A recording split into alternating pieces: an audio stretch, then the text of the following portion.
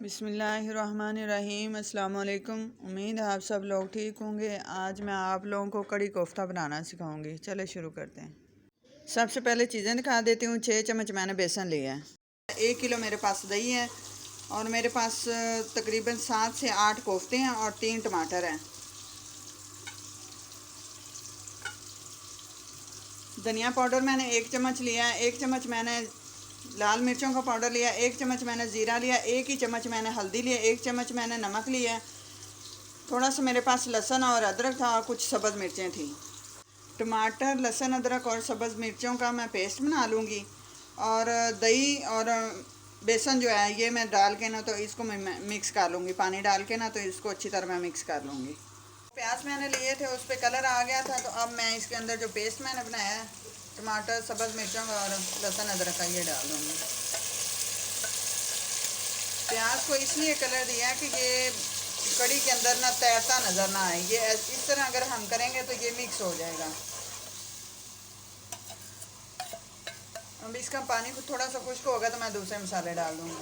जी, टमाटर और लहसुन अदरक का पानी थोड़ा सा खुश्क हो गया। अब मैं इसके अंदर मसाले डाल दूँगी।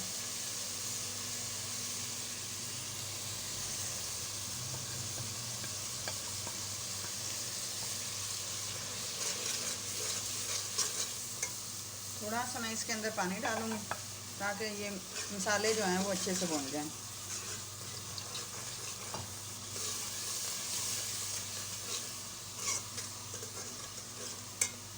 भुन गया, अब मैं इसके अंदर कोफ्ते डाल दूँगी।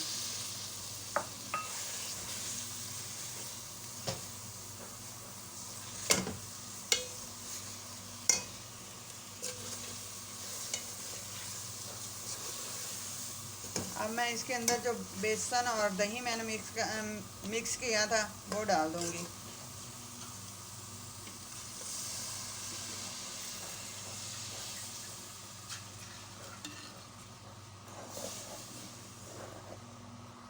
जी, अब मैंने इसके अंदर पानी तकरीबन 4-4.5 किलो के करीब मैंने पानी डाल दिया। अब मैं इसको दरमियानी आंच पे, बहुत ज़्यादा आंच तेज़ नहीं होगी, तो इसको मैं तकरीबन 1 घंटे के लिए पकाऊंगी।